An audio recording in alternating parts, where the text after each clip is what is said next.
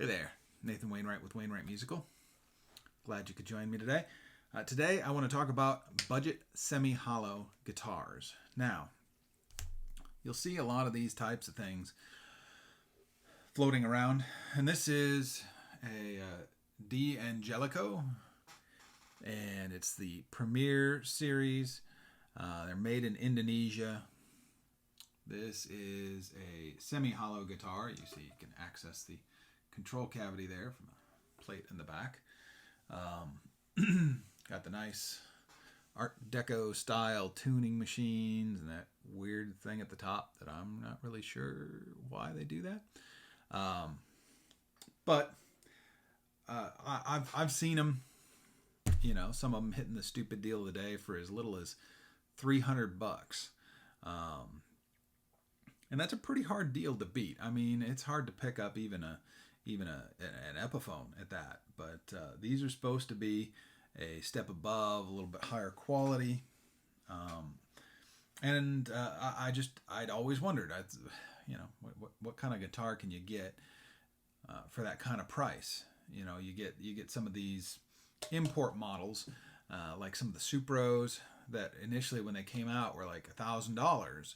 And then you wait a year and suddenly you buy them for $300 brand new, shipped to your house in a hard case. I've done that.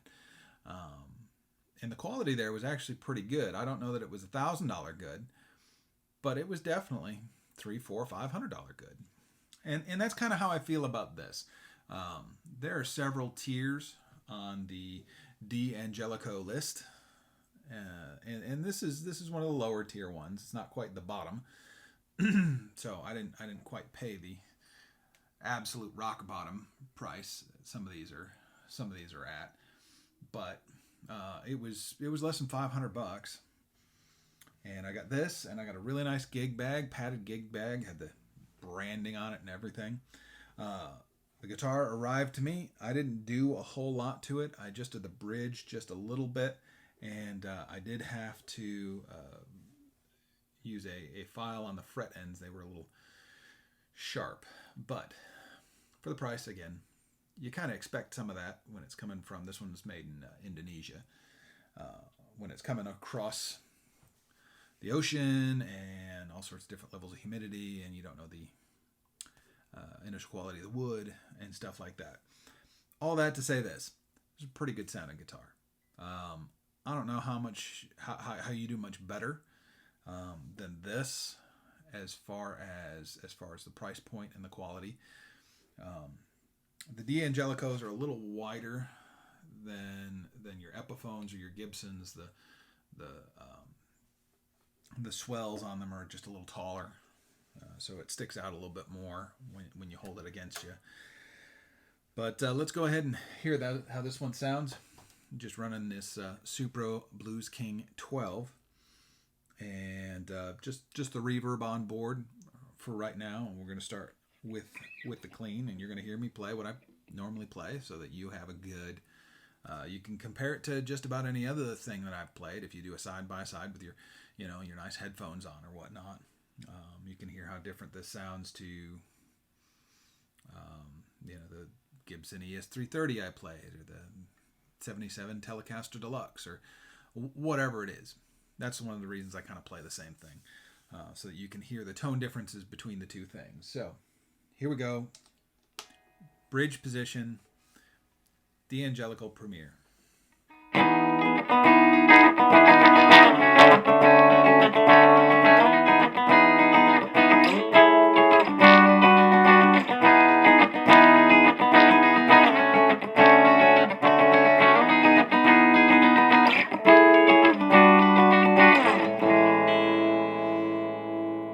Now, one of the things you will notice is that these pickups are a little hotter than a couple of the more recent ones. They're really, if I dig into it, it's gonna break up, which you may like, you may not like. I don't know.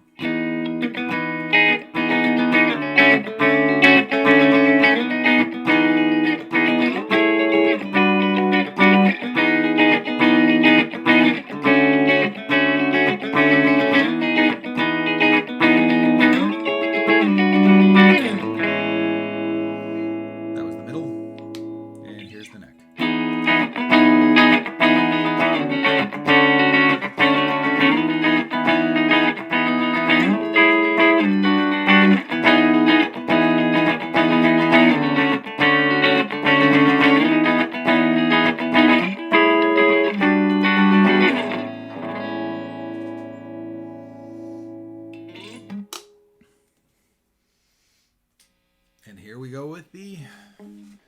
Overdrive.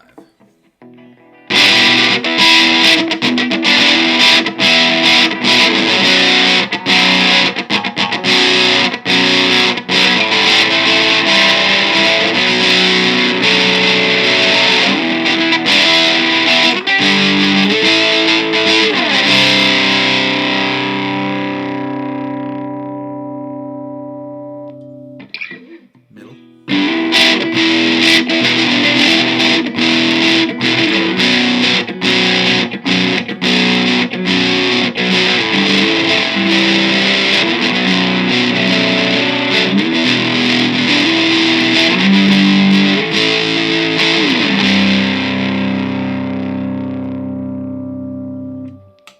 And the neck.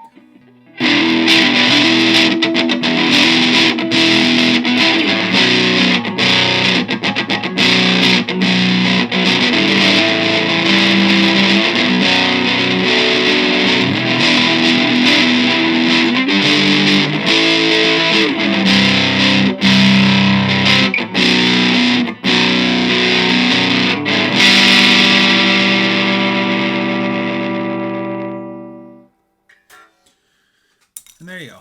Again, for the money, pretty good deal. Used market, I mean, they really don't drop much. I mean, you might be able to pick one up for $250, but when you can buy them new for $300, almost doesn't make a lick of sense to go and buy one used. And that way, you can kind of make it your own. The nice thing about these is that at $300, you can pull out the cheap pickups. You can pull out the micro pots that they use, swap them out, put whatever you want in it, and you've got a sharp looking guitar. It's got the nice block inlays, which I really like block inlays. It's nice and flashy, and you can beat it up. I mean, it's $300. You know, it's hard to complain. Anyway, Nathan Wainwright with Wainwright Musical. Have a great day.